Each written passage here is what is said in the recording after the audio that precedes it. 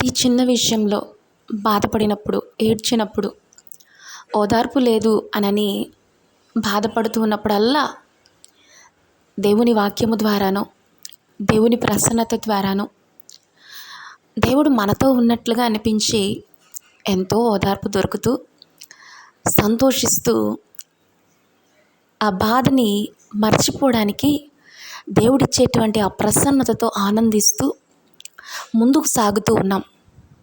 అనుకోని రీతిగా ఒక బాధ మాత్రము విడిచిపోనంటూ ఉంది. ఆ బాధకు జవాబు దొరకట్లేదు. ఆ బాధని ఎలా జయించాలో తెలియట్లేదు. ఏడుస్తూ ఉన్నాం, అత్యధికంగా దుఃఖపడుతూ ఉన్నాం. ప్రభువా, నీ పాదాలే పట్టుకుంటూ ఉన్నానయ్యా. చిన్న చిన్న విషయాలన్నిటికీ జవాబిస్తూ ఉన్నావు.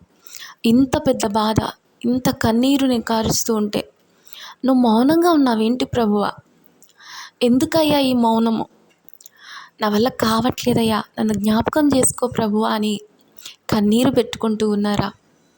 ఆయన కానీ మనల్ని చూడకుండా, మనతో మాట్లాడకుండా, మనకు ఆయన ప్రసన్నతను ఇవ్వకుండా ఉంటే నిజంగా మనం బ్రతుకుండేవారిమా అని అంటే నిశ్చయంగా చెప్పలేం.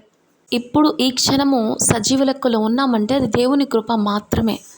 ఆయన ఉన్నాడు, ఆయన నన్ను విడిపిస్తాడు అనేటువంటి ఒక మాట, ఆ ధైర్యంతోనే మనం బ్రతుకుతూ ఉన్నాం కదా.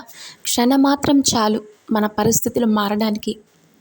దేవుడు అనుకుంటే ఒక్క క్షణం చాలండి. మనం మరలా మన జీవితంలో యోబును గుర్తు చేసుకోవాలి. కన్న పిల్లలను కోల్పోయాడు, ఆస్తిపాస్తులను కోల్పోయాడు, ఆరోగ్యాన్ని కోల్పోయాడు. అందరూ ఉన్నా ఎవరూ లేనటువంటి ఒక జీవితము, ఒంటరి జీవితాన్ని ఆయన జీవించారు కొన్ని దినాలు. ఓదార్చడాన్ని వదిలిపెట్టి నిందించేటువంటి మాటలతో కుమిలిపోతూ దేవుని వైపు చూచాడు. యోబుని ఎలా విడిచిపెట్టలేదో మిమ్మల్ని కూడా ప్రభువు విడిచిపెట్టడం నిశ్చయముగా నేను మీతో చెప్తూ ఉన్నాను. మనల్ని దేవుడు విడిచిపెట్టడండి. ఆయన యందు విశ్వాసం కలిగి ఆయన వైపే చూస్తూ ఆయన సహాయం కోసం కనిపెడుతున్న ప్రతి ఒక్కరితో దేవుడు ఉన్నాడు. మనకు నిశ్చయముగా ఆయన మార్గము చూపిస్తాడు. మనకు నిశ్చయముగా ఆయన విజయాన్ని ఇస్తాడు. ఆ విజయము కొరకైనటువంటి పోరాటము మనం పోరాడాలి కదా. జయశీలుని వైపు చూస్తూ విజయాన్ని పొందుకోవడానికి ముందుకు సాగుదాం. God bless you.